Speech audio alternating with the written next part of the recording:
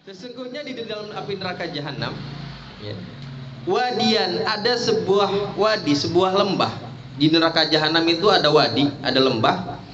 Yuqalu lahu lamlam. Ya. Yang disebutkan di dalamnya, yang disebutkan namanya lamlam. Ada lembah namanya lamlam. Fihi hayatun, fihi hayatun. Di dalamnya terdapat banyak sekali ular. Kullu hayatin, setiap ularnya bisa khani raqabatil ba'ir. Satu ularnya itu besarnya seperti lehernya onta. Kira-kira lehernya onta, pernah lihat nggak ulas gede itu di sini? Yang Telkom. Tuluhu masirata syahrin. Panjangnya sekiranya perjalanan 1 bulan. Jadi Pandeglang ya. Kalau jalan kaki bisa jadi. Minggu paling enggak. Ya. Kalau jalan kaki sini mana? Jawa Tengah kali ya? Sebulan Bu. Madiun. Jawa Timur. Itu ulah panjang Bu. Ya. Jadi itu leher apa? Besarnya seperti leher onta katanya. Panjangnya seperti perjalanan 1 bulan. Tal sautarika sholati, yang menggigit orang yang meninggalkan sholat. Ini tugasnya orang menyiksa atau menggigit orang yang meninggalkan sholat.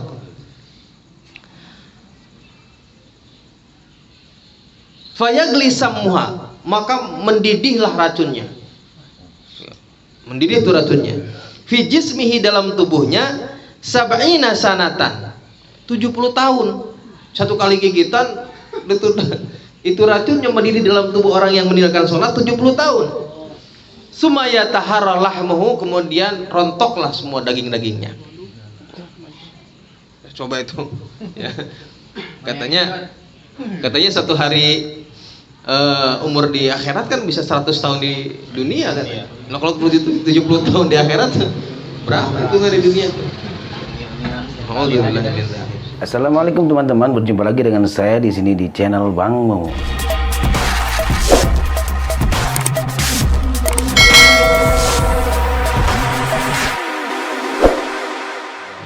Waruwiya, kemudian diriwayatkan aidon, annamra'atan, ada seorang perempuan, annamra'atan min Bani Israel, ada seorang perempuan dari Bani Israel, ja'at ila Musa, datang kepada Nabi Musa alaihi salam.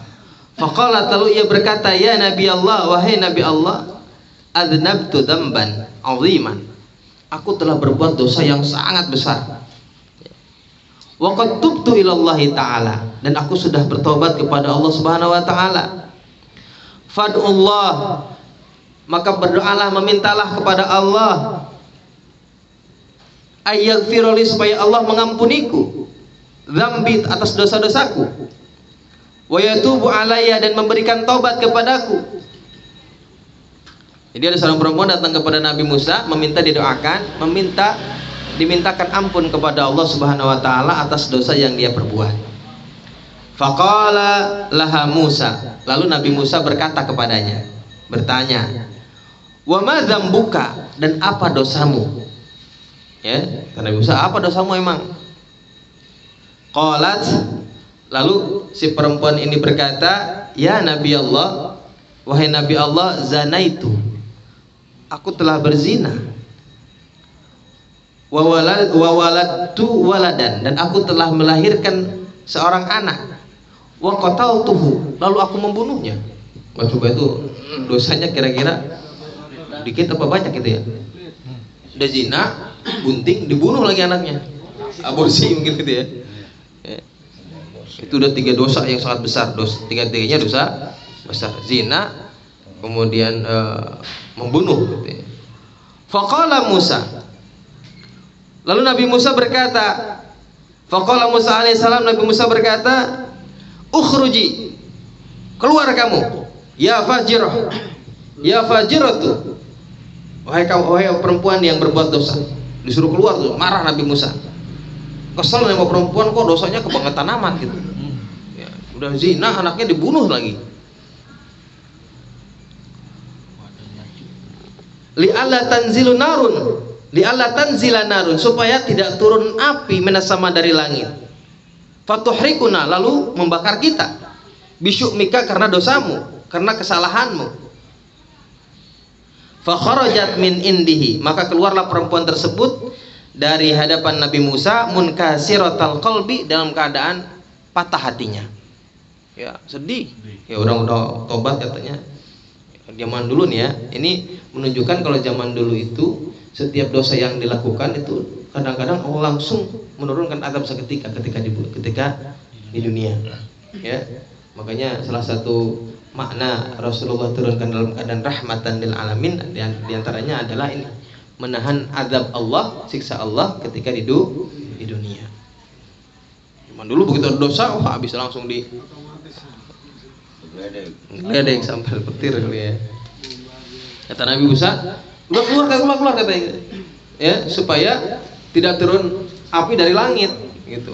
Kemudian bakar kita nih gara-gara dosa lu nih katanya gitu. Ya. Keluar dari perempuan dalam keadaan yang patah hati. Fanazala Jibril alaihissalam, lalu turunlah Jibril alaihissalam.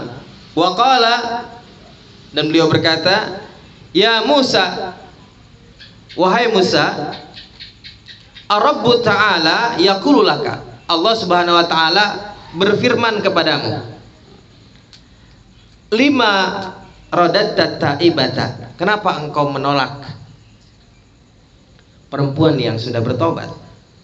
Kenapa ditolak?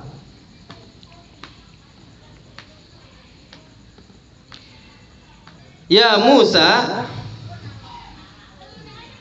ma wajadtu ma wujidat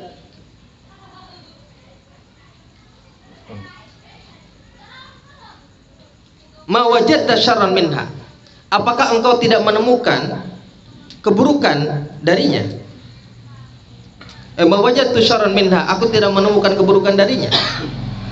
Qala Musa, lalu Nabi Musa bertanya, ya Jibril, wahai Jibril, wa man syarra minha, siapa yang lebih buruk darinya? Qala man yatrukus shalah amidan muta'ammidan. Jadi orang yang lebih buruk darinya katanya adalah orang yang meninggalkan sholat amidan, secara sengaja, muta'ammidan lagi, udah sengaja meninggalkan sholatnya, gampang-gampangin lagi ya. Nggak ada alasan, udah sengaja, nggak tanpa alasan.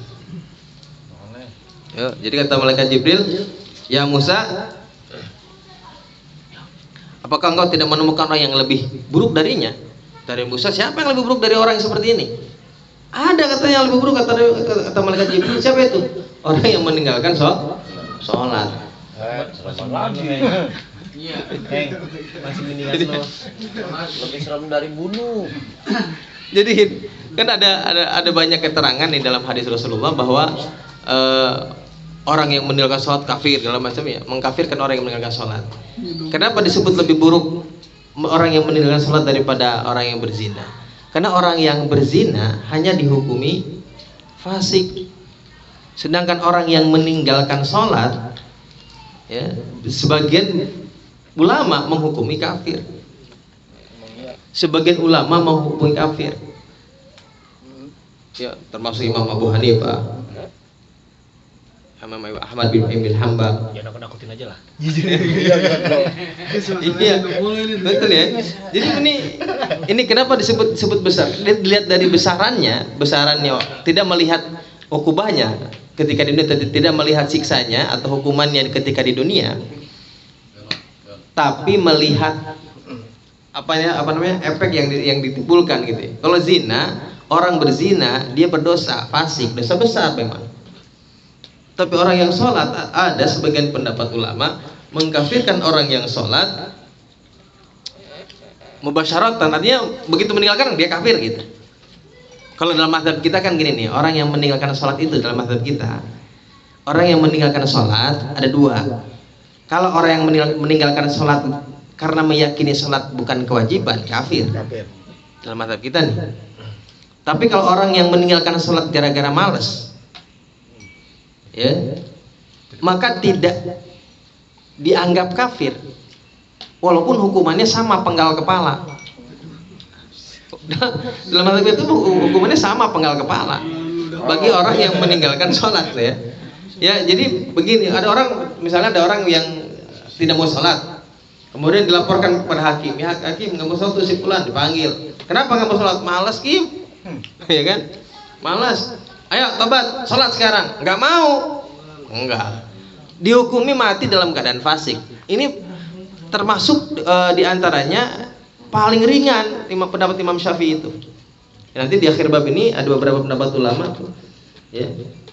Di antaranya ini yang paling ringan itu menurut saya Imam Syafi'i.